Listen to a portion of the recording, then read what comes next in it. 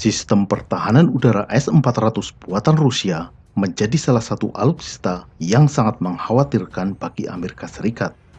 Dengan berbagai cara, Amerika berusaha mencegah negara lain membeli S-400. Yang ini membuktikan bahwa Amerika benar-benar khawatir. Bukan sekedar judul clickbait video YouTube overproud semisal Amerika ketar-ketir dengan senapan serbu karya anak bangsa. S-400 bukan nama sebuah rudal pertahanan udara, melainkan sebuah sistem pertahanan udara terpadu. Dalam video ini, kita akan mengulas lebih detail tentang sistem pertahanan udara S-400, mulai dari sejarah kemunculannya, filosofi pengembangannya, struktur dan komponen-komponen utamanya, cara kerja, hingga beragam keunggulannya. Mari kita mulai dari sejarah kemunculannya. S-400 pada dasarnya adalah pengembangan dari sistem pertahanan udara S-300 yang telah digunakan sejak tahun 1978. S-300 dikembangkan menjadi banyak varian, dan cikal bakal dari S-400 adalah varian S-300 PMU-3. Namun, untuk meningkatkan nilai marketing, S-300 PMU-3 diubah menjadi nama yang baru yaitu S-400 dengan julukan Triumph yang berarti kemenangan. S-400 mulai dikembangkan pada akhir dekade 80-an. Awalnya, sistem ini direncanakan bisa beroperasi mulai tahun 2001. Tetapi, karena beberapa permasalahan teknis dan penundaan, S-400 baru resmi dioperasikan tahun 2007. Pengembangan utama dari S-400 adalah pengembangan radar yang lebih canggih dan software baru yang lebih handal. Juga, penambahan 4 jenis rudal baru dengan jarak yang lebih jauh. Filosofi dari pengembangan S-400 adalah untuk menjawab kebutuhan zaman dalam menghadapi tipe ancaman yang semakin kompleks. Ancaman serangan udara modern yang harus diantisipasi diantaranya adalah ancaman dari target udara yang terbang dengan ketinggian rendah dan sangat rendah. Ini berupa pesawat terbang tanpa awak atau UAV yang terbang rendah atau rudal jelajah dengan kemampuan terbang near on Earth yang ketinggian terbangnya sangat rendah. Kemudian, target udara dengan radar cross-section yang semakin kecil. Dengan berkembangnya teknologi stealth atau siluman, radar cross-section dari target udara semakin kecil sehingga semakin sulit untuk dideteksi oleh radar. Kuantitas atau jumlah ancaman udara yang semakin meningkat. Musuh bisa saja mengirimkan UAV dalam jumlah yang sangat banyak untuk memancing rudal pertahanan udara ditembakkan. Setelah stok rudal hanyut habis, barulah musuh meluncurkan serangan udara yang sesungguhnya. Terakhir, menghadapi ancaman perang elektronika dengan serangan jamming yang dipancarkan oleh musuh. Untuk menjawab tantangan tersebut, S-400 dirancang sebagai sistem pertahanan udara yang memiliki karakteristik sebagai berikut. Pertama, memiliki kemampuan multiperan untuk beragam tipe ancaman serangan udara. Kedua, bisa mengakomodasi dan diintegrasikan dengan komponen sistem pertahanan udara yang sudah ada sebelumnya, juga dengan sistem pertahanan udara dalam platform yang berbeda. Kemudian, memiliki kemampuan mobilitas penuh dan dapat digelar dalam waktu yang singkat. Lalu, letalitas yang tinggi dan tahan terhadap serangan jamming. Serta arsitektur sistem yang full modular, sehingga memungkinkan pengembangan lebih lanjut dengan penambahan komponen baru. Sebagai sebuah sistem pertahanan udara yang terintegrasi, S-400 terdiri dari beberapa komponen. Komponen-komponen S-400 terdiri dari 4 komponen inti sebagai berikut. Pertama, pusat dari sistem S-400 adalah Battle Management System yang bernama 30K6E. Battle Management System ini sendiri terdiri dari 2 unsur yaitu kendaraan komando 55K6E dan radar 91N6E. Kendaraan komando 55K6E mengendalikan seluruh komponen dari sistem S-400. Pusat komando ini juga mengumpulkan informasi secara real-time dari seluruh komponen.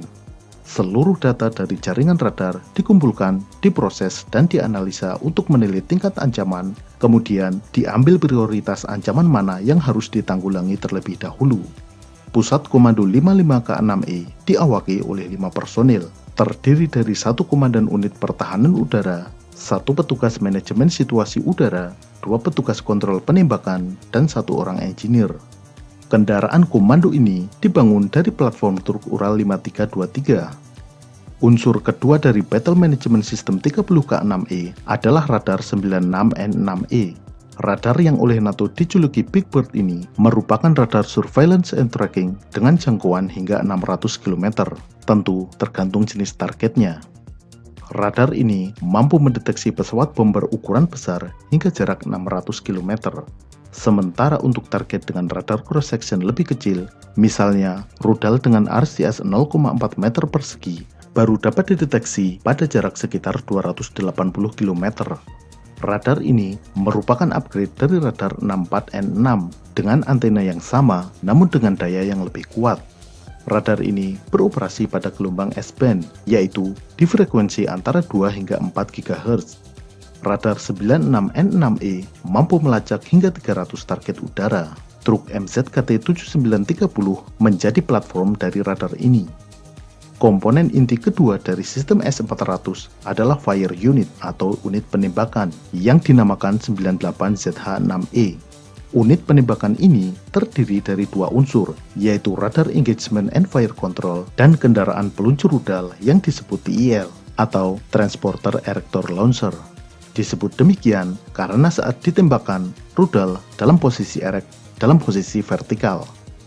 Radar yang digunakan dalam komponen unit penembakan adalah radar 92N6E, oleh NATO dijuluki sebagai Gravestone.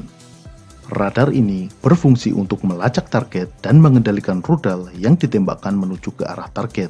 Radar dengan jangkauan deteksi 400 km ini mampu melacak 100 target udara dan saat penembakan mampu mengendalikan 6 rudal sekaligus menuju sasaran yang berbeda. Radar ini juga diangkut oleh truk MZKT-7930. Radar juga dapat dipasangkan pada tiang 40V6M. Ini digunakan jika unit penembakan ditempatkan di tengah hutan lebat agar tidak terhalang pepohonan. Penempatan antena radar pada posisi yang tinggi juga meningkatkan jangkauan radar terhadap objek rendah di kejauhan. Karena dengan posisi tinggi, jarak horizon akibat lengkungan bumi menjadi semakin jauh. Unsur berikutnya adalah peluncur rudal atau Transporter Erector Launcher. Dalam sistem S400, TEL ini disebut sebagai 5P85TE2 atau 5P90S, tergantung jenis truk yang dipakai. 5P85TE2 menggunakan semi-trailer yang ditarik truk BAZ 64022, sedangkan kendaraan peluncur 5P90S adalah truk BAZ 5909. Rudal ditempatkan dalam kontainer peluncur berbentuk tabung. Ketika diaktifkan, tabung ini diberdirikan dengan hidrolik hingga posisi tegak. Kendaraan peluncur mampu membawa 4 tabung peluncur. Namun, jika membawa rudal jarak jauh 40N6E, hanya mampu membawa 2 karena ukuran rudalnya lebih besar.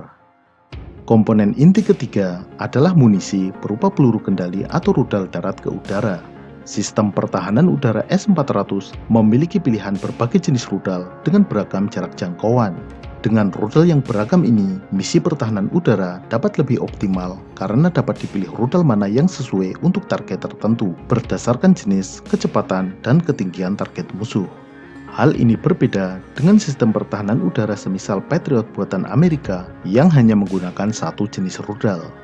Jenis rudal untuk sistem S400 diantaranya adalah 40N6E dengan jarak jangkau hingga 400 km, 48N6E3 dengan jangkauan tembak 250 km, 48N6E2 dengan jangkauan 200 km, kemudian 9M96E dan 9M96E2 masing-masing 40 dan 120 km.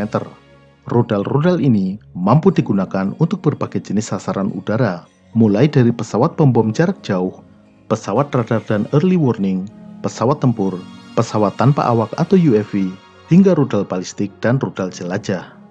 Ketinggian maksimum rudal-rudal ini berkisar antara 30, 50, dan 60 km tergantung jenisnya. Bahkan, rudal jarak jauh 40N6E diklaim mampu mencapai ketinggian 185 km.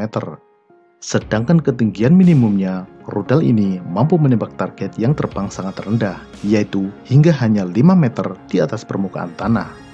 Dengan demikian, dapat digunakan untuk menghadapi rudal jelajah yang memiliki kemampuan terbang nap on earth atau pesawat tanpa awak yang terbang sangat rendah. Rudal-rudal ini memiliki masa pakai antara 10 hingga 15 tahun. Kemudian, komponen utama keempat adalah kendaraan-kendaraan dan peralatan pendukung. Terdiri dari kendaraan survei lokasi berupa truk GAZ-66 atau UAZ-3151. Lalu, truk pengangkut suplai rudal yaitu truk Crash 260. Kemudian, kendaraan transloader yang dilengkapi crane untuk memasang rudal pada kendaraan peluncur. Dan sebagai sumber tenaga listrik adalah genset berdaya 200 kW yang diangkut oleh truk MAZ-5224V. Selanjutnya, bagaimana cara kerja dari sistem pertahanan udara S-400? Berikut ini adalah gambaran dari cara kerja sistem pertahanan udara S-400. Radar 91N6E terus-menerus melakukan scanning di wilayah udara hingga radius 600 km. Jika ada objek terbang yang terdeteksi, pusat kendali melakukan analisa dan identifikasi objek terbang tersebut. Jika objek tersebut dinilai merupakan ancaman, maka pusat kendali memberi perintah kepada unit penembakan yang terdekat dengan posisi ancaman untuk mengaktifkan radar 92N6E untuk melacak dan mengunci sasaran udara tersebut. Dengan berbagi data antara radar pada pusat kendali dan unit penembakan, maka radar pada unit penembakan langsung mampu melacak dan menguji target. Setelah target masuk dalam jarak tembak optimal, kendaraan peluncur menembakkan rudal. Ketika ditembakkan, rudal di dalam tabung peluncur didorong ke atas hingga setinggi 30 meter. Kemudian, roket pendorong akan menyala dan mendorong roket hingga kecepatan mendekati Mach 7 atau 7 kali kecepatan suara. Selama terbang dari tempat diluncurkan hingga mendekati target atau disebut sebagai fase mid-course, rudal tersebut dikendalikan oleh radar pada unit penembakan. Ketika rudal mendekati sasaran, rudal kemudian menggunakan active radar homing, yaitu perangkat radar aktif pada rudal untuk mengendalikan rudal hingga menghantam target. Seluruh proses ini, termasuk keputusan penembakan rudal, dapat berlangsung sepenuhnya secara otomatis tanpa campur tangan operator. Namun, bisa juga diubah menjadi mode manual dengan keputusan menembakkan rudal ditentukan oleh manusia. Sebagai sistem pertahanan udara terpadu, S-400 memiliki berbagai keunggulan. Bahkan, beberapa pengamat militer menyebut S-400 sebagai salah satu sistem pertahanan udara terbaik yang ada saat ini. Beberapa keunggulannya adalah: pertama, S-400 bersifat mobile. Karena seluruh komponen berada di atas platform kendaraan, maka seluruh sistem ini dapat dipindah-pindahkan dengan cepat dan mudah. Bahkan, dari kondisi bergerak dalam konvoi, sistem ini dapat diaktifkan dan mampu berfungsi efektif hanya dalam waktu sekitar 5 menit. Keunggulan utama dari sistem pertahanan udara S-400 adalah strukturnya yang terpisah satu sama lain. Antara pusat kendali dengan unit-unit penembakan tidak berada pada lokasi yang sama. Unit penembakan bisa ditempatkan hingga jarak 100 km dari pusat kendali, dan pusat kendali mampu mengendalikan hingga 6 unit penembakan yang disebar pada lokasi yang berbeda-beda. Sebagai contoh, misalnya pusat kendali ditempatkan di Jakarta, maka unit penembakan bisa diletakkan tersebar di Bogor, Purwakarta, Sukabumi, Cilegon, Subang, dan Kepulauan Seribu. Hal ini membuat sistem pertahanan udara S-400 sangat sulit untuk ditembus. Bagi musuh, yang paling mudah dideteksi adalah pusat pengendali karena pancaran gelombang elektromagnetik dari radar utama. Tetapi, untuk mendekati lokasi pusat pengendali ini sangat berbahaya. Harus menghindari unit-unit penembakan yang letaknya terpencar dan tidak diketahui di mana lokasinya. Karena sebelum menembakkan rudalnya, radar pada unit penembakan S-400 dalam keadaan tidak aktif, sehingga tidak dapat dideteksi. Untuk mengantisipasi pantauan dari satelit mata-mata, unit-unit penembakan palsu yang terbuat dari balon dapat disebar untuk mengelabui musuh. Lokasi unit penembakan baru terdeteksi saat menembakkan rudalnya. Jika satu unit penembakan bisa dihancurkan, maka unit penembakan lain bisa segera menggantikan dan meluncurkan rudalnya ke pesawat penyerang. Bahkan, jika seandainya pusat kendali bisa dilumpuhkan, tiap-tiap unit penembakan masih bisa difungsikan secara mandiri. Untuk mengalahkan sistem pertahanan udara S-400 ini, musuh harus mengerahkan sumber daya yang sangat banyak dan kemungkinan mengalami kerugian yang besar pula. Keunggulan lainnya dari S-400 ini adalah sistemnya yang modular. Jenis rudal yang digunakan, tipe radar yang dipakai, dan perangkat lainnya dapat diganti-ganti di antara berbagai pilihan yang tersedia. Dan sistem ini dirancang dengan mudah dapat mengakomodir pemasangan radar maupun rudal tipe baru, sehingga sistem S-400 akan terus berkembang.